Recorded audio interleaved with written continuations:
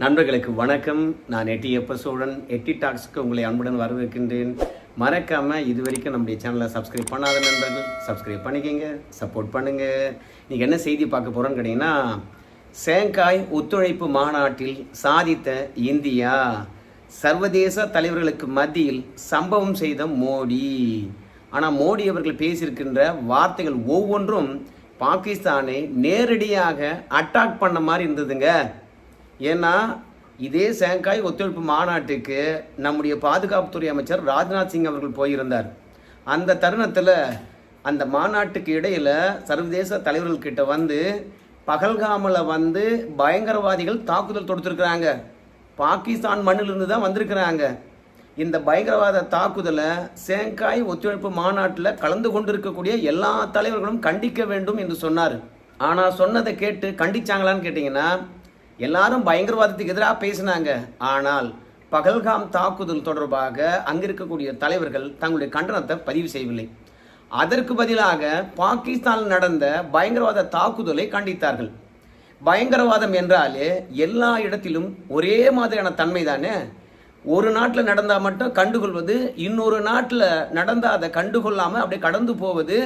அதுக்கு காரணம், இஸ்லாமிய நாட்டில் இருந்து பயங்கரவாதமானது இந்தியாவுக்கு ஏற்றுமதி ஆகிறது. அந்த ஷாங்காய் ஒத்துழைப்பு மாநாட்டில் கலந்து கொண்டிருக்கக்கூடிய நாடுகள் பெரும்பான்மையவே வந்து பார்த்தீங்கன்னா இஸ்லாமிய நாடுகள் தான். ரஷ்யா, சைனாவை தவிர்த்து மற்ற பெரும்பான்மையான நாடுகள் வந்து இஸ்லாமிய நாடுகள் தான்.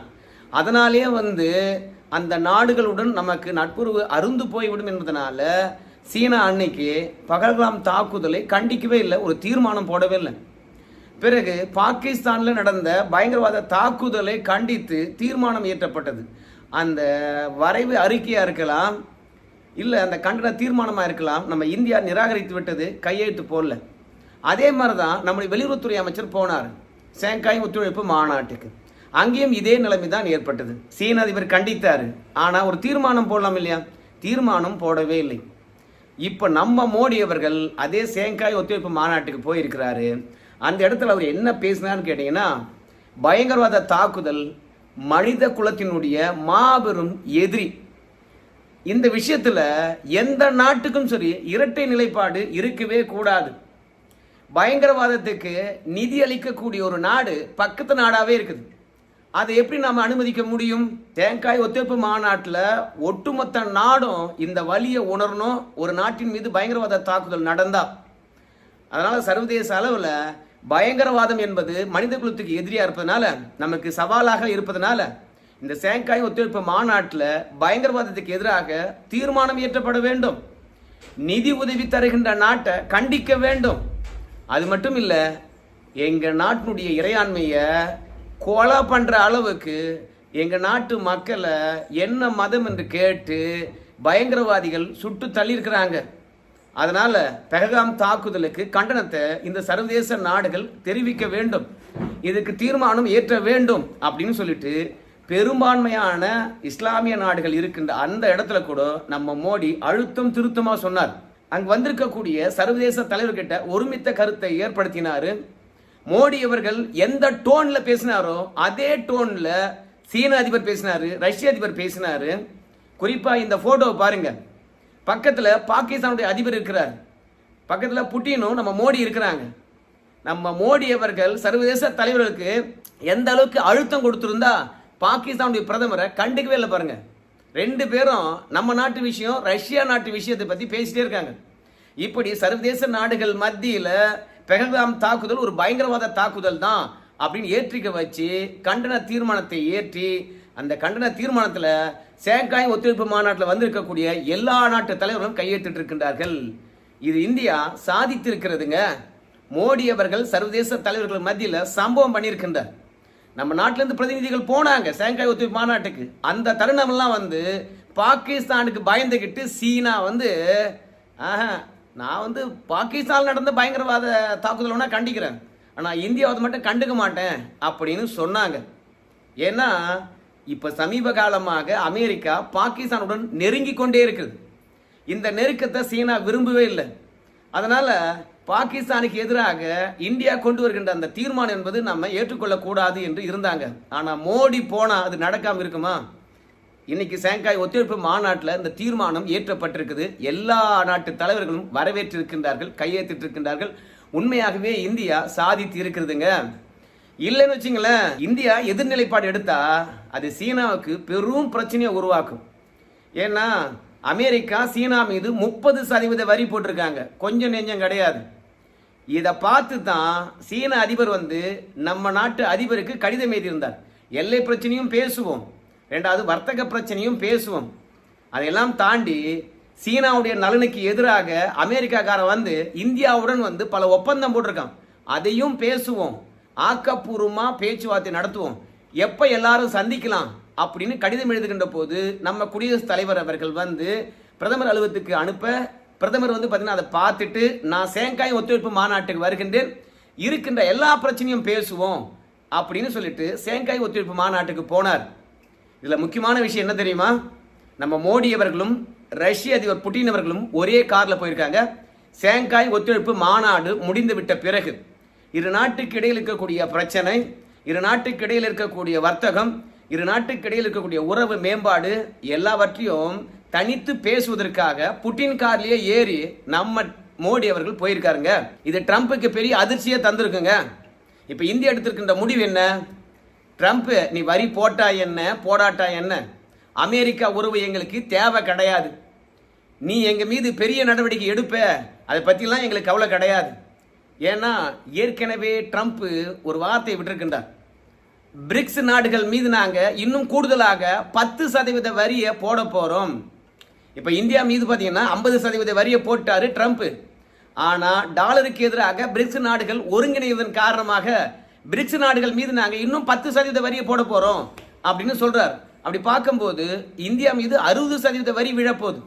ஆனா இருந்தாலும் எனக்கு ரஷ்யா தான் முக்கியம், நீ கோச்சுக்குவ, நீ ஏற்றுமதிக்கு வழிவகை பண்ண மாட்ட, ரஷ்யா கிட்ட எண்ணெய் வாங்கக்கூடாதுன்னு சொல்லுவ, அதை பற்றிலாம் எனக்கு கவலை கிடையாது.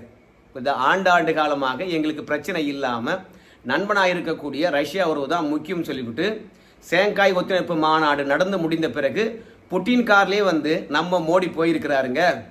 அதனால் அமெரிக்காவினுடைய வாலாட்டம் எல்லாம் ஒட்டுமொத்தமாக அறுக்கப்படுகிறது.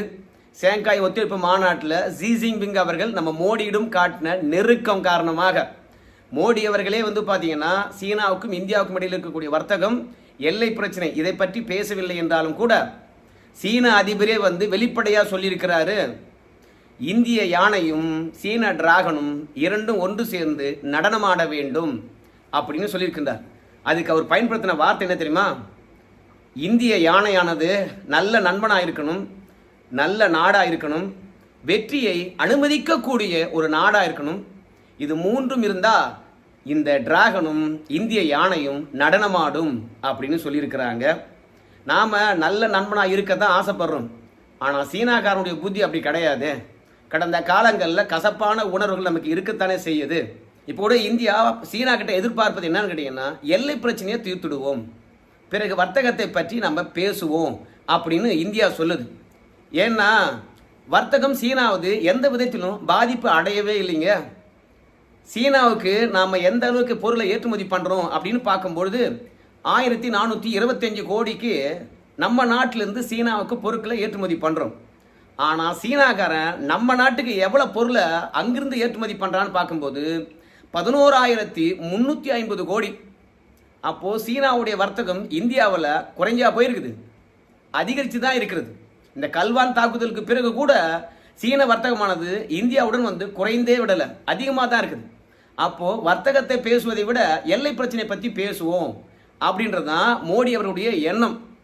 ஏன்னா இன்னைக்கு கூட காங்கிரஸ் கட்சியானது நம்ம மோடி அவர்களை விமர்சனம் பண்ணியிருக்கிறாங்க. ஏன்னா திபெத்தை கடந்து நம்ம நாட்டுக்கு வரக்கூடிய பிரம்மபுத்திரா நதிக்கு குறுக்கே யார்லுங் சாங்போ இடையில உலகத்திலேயே மிகப்பெரிய ஒரு அணையை கட்ட போறாங்க, அங்க நீர் மின்சாரத்தை தயாரிக்க போறாங்க.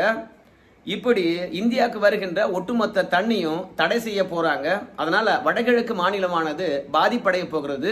அப்படி இல்லைன்னு வச்சுங்களேன், ஒருவேளை திபெத்தில் கட்டப்படுகின்ற அணை மூலமாக தண்ணீர் தேக்கப்பட்டால் பெருவெள்ளம் வருகின்ற போது திடீரென சீனா யார்லுங் சாங்போ அணையிலிருந்து தண்ணீரை திறந்து விட்டான்னா வடகிழக்கு மாநிலங்கள் மொத்தமாக பாதிப்படையும். இப்படி நீரை கூட சீனா பாமாக பயன்படுத்துகின்ற சூழ்நிலை ஏற்படலாம். அவசர நிலையின் போது ஆயுதத்தை மட்டுமே பயன்படுத்தலாம், கூட தண்ணியை கூட பயன்படுத்த வாய்ப்பு இருக்குது சீனாக்காரன். அதனால தான் காங்கிரஸை பொறுத்த வரைக்கும் மோடிக்கு முதுகெலும்பே கிடையாது. ஏன்னா யார்லுங் சாங்போ நதியின் குறுக்கே அணை கட்ட போறான் இல்லையா, அதை பற்றி அங்க பேசியிருக்கணுமா இல்லையா? பேசவே இல்லை. ஏன்னா சீனாவிலிருந்து குப்பைத்தனமாக இருக்கக்கூடிய பொருட்களை கொண்டு வந்து இந்தியாவில் கொட்டுவாங்க. அதன் காரணமாக சிறு மற்றும் குறு தொழில்கள் வந்து பாதிப்பு அடையும். ஏன்னா சீனாவிலிருந்து வருகின்ற பொருளானது விலை குறைவாக இருக்கும், ஆனால் நம்ம உற்பத்தி செய்கின்ற பொருள் தரமாக இருந்தாலும் விலை கூடுதலாக இருக்கும். அதனால சிறு குறு தொழில் நிறுவனங்கள் வந்து பாதிப்படைய போகுது. இந்த சீனா இந்திய வர்த்தகத்தை பற்றி பேசுகின்ற இந்த தருணத்தில் மோடி அவர்களை பொறுத்த வரைக்கும் எல்லை பிரச்சனை பற்றி பேச மாட்டார். தொடநடுங்கி முதுகெலும்பு இல்லாதவர் அப்படின்லாம் காங்கிரஸ் கட்சிக்காரங்க விமர்சனம் பண்றாங்க. இப்போதைக்கு யார்லுங் சாங்போ நதியை பற்றியோ அங்க கட்டப்போகின்ற அணையை பற்றியோ நம்ம மோடி பேசாதது இந்தியா சீனாவினுடைய உறவினுடைய புதிய வரையறை போல இருக்குது. ஆட தபார்பா, ட்ரம்ப் வரி போட்டாரு, அவருக்கு எதிராக தான் நம்ம எல்லாம் ஒன்றிணைகின்றோம், ட்ரம்ப்பை பணியை வச்சுட்டு மற்ற விஷயங்களை பேசிக்கலாம் அப்படின்னு புதிய வரையறையை மோடி அவர்கள் உருவாக்குறாரு. ஆனா சீனாக்காரன் மூன்றாம் தரப்பா இருக்கக்கூடிய அமெரிக்காவை காட்டி காட்டி எல்லையில பல சித்து வேலைகளை செய்வான். ஸோ அமெரிக்காவை சமாளிக்க முடியாததுனால சீனா செய்கின்ற அக்கிரமத்தை நம்ம சகிச்சு கொள்ள வேண்டி வரும். அதனால எல்லை பிரச்சனை தான் முதல்ல மோடியை பொறுத்த வரைக்கும் சரி செய்ய வேண்டும் அப்படின்னு காங்கிரஸ் கட்சிக்காரங்க விமர்சனம் வைத்திருக்கின்றார்கள். ஆனால் மோடி அவர்கள் ஷாங்காய் ஒத்துழைப்பு மாநாட்டுக்கு போனாரு, பயங்கரவாதத்துக்கு எதிராக பேசினாரு. ஷாங்காய் ஒத்துழைப்பு மாநாட்டில் கலந்து கொண்ட எல்லா நாடுகளும் வர்த்தகத்தை எப்படி நம்ம மேம்படுத்த வேண்டும், நம்முடைய வர்த்தக சங்கிலி எந்த அளவுக்கு பிணைப்புடன் இருக்க வேண்டும், எல்லாவற்றையும் விரிவாக தான் பேசியிருக்கிறாரு. ஆக்கப்பூர்வமாக முடிந்திருக்குது ஷாங்காய் ஒத்துழைப்பு மாநாடு. அது மட்டும் கிடையாதுங்க, ரஷ்யா கிட்ட எண்ணெய் வாங்கி நாம் சுத்தப்படுத்தி ஐரோப்பிய நாடுகளுக்கும் பல உலக நாடுகளுக்கும் ஏற்றுமதி பண்ணுறோம் இல்லையா, அது ஊரறிந்த விஷயம்தான். ஆனால் இன்னைக்கு அமெரிக்காவினுடைய மதமாற்ற கோஷ்டினுடைய தலைவராக இருக்கக்கூடிய பீட்டர் நவேர் அவர்கள் என்ன சொல்லியிருக்காரு தெரியுமா உங்களுக்கு? ஏப்பா, ரஷ்யா கிட்டேருந்து எண்ணெய் வாங்குறாங்க இந்தியாக்காரங்க, அந்த எண்ணெய் எந்த காசில் வாங்குறாங்க? இந்திய மக்களுடைய காசில் வாங்குறாங்க. அப்படி இந்திய மக்களுடைய காசில் எண்ணெய் வாங்கி யார் லாபம் பார்க்குறாங்க தெரியுமா? இந்தியாவில் இருக்கக்கூடிய பிராமணர்கள் தான் லாபம் பார்க்குறாங்க. ஆனால் இந்தியாவில் இருக்கக்கூடிய எந்த ஒரு சாமானிய மனிதனுக்கும் அந்த பலன் கிடைப்பது கிடையாது. அதனால தான் நாங்கள் சொல்கிறோம் ரஷ்யா கிட்ட எண்ணெய் வாங்கக்கூடாதுன்னு சொல்லிட்டு. உள்நாட்டில் வந்து பார்த்தீங்கன்னா ஜாதிய ஏற்றத்தாழ்வு இருக்குன்னு சொல்லிவிட்டு யார் பேசுகிறாங்க? மதமாற்ற கோஷ்டி தான் பேசுது. ஜாதியை பயன்படுத்தி அதுதான் மதம் மாற்றி கொண்டு இருக்குது. இப்போ அமெரிக்காவில் இருக்கின்ற முக்கிய அரசியல் கட்சி தலைவர் என்ன சொல்றாரு? பிராமணர்கள் தான் லாபம் அடைகின்றார்கள் சொல்றாங்க. ஒருவேளை அதானியும் அம்பானியும் வந்து பார்த்தீங்கன்னா பிராமணர்கள் என்று குறிப்பிடுகின்றார்களா? அவங்க தான் ரஷ்யா இடத்திலும் இருந்தும் அமெரிக்கா இடத்துல இருந்தும் அப்புறம் மத்திய ஆசிய பகுதியில் இருக்கக்கூடிய அரபு நாடுகள் இருந்தும் எண்ணெய் வாங்குறாங்க. அப்படி எண்ணெய் சுத்திகரித்து செய்து நம்ம நாட்டுக்கு கொடுக்காம, இல்லை அமெரிக்காவுடைய ஆதரவு பெற்ற ஐரோப்பிய நாடுகளுக்கு கொடுக்காம அவங்களே வச்சுக்கிறாங்களா பிராமணர்களாக இருப்பதனால? இல்லை பிராமணர்களுக்கு மட்டுமே வந்து பார்த்தீங்கன்னா எண்ணெயை பயன்படுத்துகிறாங்களா, அதனால லாபம் பார்க்குறாங்களா? ஸோ அமெரிக்கா வர வர ஏன் இந்த அளவுக்கு தரம் குறைந்து பேசுதுன்னு நமக்கு தெரியவே இல்லை. ஸோ ட்ரம்ப்பை பொறுத்த வரைக்கும் அவன் நாடு உலகத்தில் இருக்கக்கூடிய எல்லா நாட்டிலும் இருந்தும் பொருட்களை இறக்குமதி செய்து அதன் மூலமாக அந்த நாடு இயங்குகிறது. அமெரிக்கா உற்பத்தி மையமாக இல்லை, அதனால அமெரிக்காவை உற்பத்தி மையமாக மாற்ற வேண்டும். உலக நாட்டில் வந்து எந்தெந்த பொருள்லாம் அமெரிக்காவுக்கு ஏற்றுமதி பண்ணுறாங்களோ அவங்களுக்கு தான் வரி போட்டோம்னா நமக்கு ஏற்றுமதி பண்ண மாட்டாங்க. நம்ம நாட்டில் இருக்கக்கூடிய கம்பெனிகள் வந்து பார்த்தீங்கன்னா நாம் எந்த நாட்டிலிருந்து தான் பொருட்களை இறக்குமதி பண்ணுறோமோ அந்த பொருட்களை உற்பத்தி பண்ணுவாங்க. அப்போ அமெரிக்கா உற்பத்தி மையமாகும். அப்போ அமெரிக்கா கிட்ட இருந்து பல நாடுகளும் இறக்குமதி பண்ணும். ஸோ உற்பத்தி பண்ணுறதுனாலும் வேலை வாய்ப்பு கிடைக்குது, பல நாடுகளும் அமெரிக்கா கிட்ட இருந்து இறக்குமதி செய்யறதுனாலும் வருமானம் கிடைக்குது. ஸோ அமெரிக்கா உற்பத்தி மையமாக, பொருளாதார வல்லமை கொண்ட நாடாக, வேலை வாய்ப்பு இல்லாத ஒரு நாடாக உருவாக்கலாம், மீண்டும் நம்பர் 1 பொசிஷனில் கொண்டு வரலாம் அப்படின்றதுக்காக தான் வரியை போட்டார். ஆனால் அமெரிக்காவில் வேலை பார்க்குறதுக்கு இளைஞர் இருக்காங்களா? உற்பத்தி செய்வதற்கு குறைவான முதலீடு அங்கே பயன்படுத்த முடியுமா? சம்பளம் குறைவாக கொடுக்க முடியுமா? இந்தியா சீனா மாதிரி குறைவான சம்பளத்தில் வேலை பார்க்கறதுக்கு ஆள் இருக்காங்களா? இளைஞர் பட்டாளம் இருக்கிறதா? அதனால் ட்ரம்ப்பை பொறுத்த வரைக்கும் எடுத்த முடிவு தவறாக போச்சு. அதனால் இந்தியா மீது சாடிக்கிட்டே இருக்கிறாரு, ஏதாவது ஒரு காரணத்தை சொல்லி. அதனால் இப்போது நம்ம இந்தியாவுக்கும் அமெரிக்காவுக்கும் ஏற்றுமதி நடக்குதான்னு கேட்டிங்கன்னா ஏற்றுமதி நடந்து கொண்டு தான் இருக்கிறது. இப்போது கூட அமெரிக்காவை விட நாம 40 மடங்கு அதிகமான பொருட்களை அமெரிக்காவுக்கு அனுப்புறோம், அங்கிருந்து இறக்குமதி பண்றதை விட. அதனால இந்த வரி போட்டதுனால இந்தியாவுடைய ஏற்றுமதி குறைந்து போச்சு அப்படின்னு சொன்னா தப்பு. இப்படி அமெரிக்காவுக்கு நாம பொருட்களை ஏற்றுமதி செய்ததுனால அமெரிக்காவில் இருக்கக்கூடிய நுகர்வோர்கள் தான் விலையேற்றத்தை சம்பாதித்துக் கொண்டிருக்கின்றார்கள், அனுபவித்துக் கொண்டிருக்கின்றார்கள். ஸோ அங்க இருக்கின்ற மக்கள் விலையேற்றம் காரணமாக ட்ரம்ப்புக்கு எதிராக திசை திரும்பி இருப்பதனால சீனாவை அமெரிக்காவுடைய எதிரியா இருக்கக்கூடிய ரஷ்யாவை இணைத்துக்கிட்டு மறைமுக யுத்தம் நடத்துது என்று சொல்வது வரைக்கும் தொடர்ச்சியாக கதறிக்கொண்டிருக்கின்றார்கள். ஆனா இந்தியா, ரஷ்யா மற்றும் சீனா இவங்க 3 பேரும் ஒரு இடத்துல அமெரிக்காவுக்கு எதிராக ஒன்றிணைந்தால் மீண்டும் இவங்களை எப்படி தனித்தனியாக பிரிப்பது, மீண்டும் இந்தியாவை எப்படி அமெரிக்காவுக்கு நட்புறவாக மாற்றுவது என்ற சிந்தனை மட்டும்தான் இருக்கும். அதுக்கு ஒரே வழிதான் இருக்கிறது. என்னன்னு கேட்டீங்கன்னா, இந்தியா மீது திணிக்கப்பட்ட வரியை குறைப்பது. மீண்டும் மீண்டும் அழுத்தம் தந்தா அமெரிக்காவில் இருக்கக்கூடிய அரசியல் ஆளுமை சொல்றாங்க பாருங்க, இந்தியாவை பணி வைக்க முடியாது. அதே மாதிரி இந்தியாவும் பணி வைக்க முடியாது. நமக்கு ஏகப்பட்ட மாற்று வழிகள் இருக்கிறது. ஸோ ஷாங்காய் ஒத்துழைப்பு மாநாட்டுக்கு இடையில சீன அதிபர்கிட்ட பேசியிருக்கின்றார். இந்தியாவில் அடுத்த ஆண்டு நடைபெறக்கூடிய பிரிக்ஸ் கூட்டமைப்பு நாடுகளினுடைய கூட்டத்துக்கு நீங்க வரணும் அப்படின்னு அழைப்பு விடுத்திருக்கின்றார். அவரும் ஏற்றுக்கொண்டிருக்கின்றார். கடந்த காலங்களில் இருந்ததை விட சீனா இந்திய உறவானது மேம்பட்டு இருக்கிறது. எப்போ பிரதமர் அவர்கள் பாகிஸ்தானை கண்டிக்கிற மாதிரி ஷபாஸ் ஷெரீப் அவர்களை உட்கார வச்சுக்கிட்டு பயங்கரவாதத்துக்கு எதிராக, அதுவும் இந்தியாவில் நடந்த பயங்கரவாதத்துக்கு எதிராக பெகல்காம் என்று பெயரை குறிப்பிட்டு தீர்மானம் ஏற்றி கையெழுத்து போட வச்சிருக்கின்றாரோ அப்போது இந்தியா சீனா உறவானது மேம்பட்டிருக்குது. ஸோ இந்த விஷயத்தில் இந்தியாவும் சாதித்திருக்கிறது, மோடியும் சம்பவம் செய்திருக்கின்றார் என்பதில் மாற்று கருத்து கிடையாது. மோடி என்றாலே வெற்றி தானுங்களே. சரிங்க, இந்த வீடியோ பற்றியான கருத்துக்கள் நீங்கள் சொல்லுங்கள். மற்ற செய்திகளை நாளைக்கு பார்க்கலாம். நன்றி.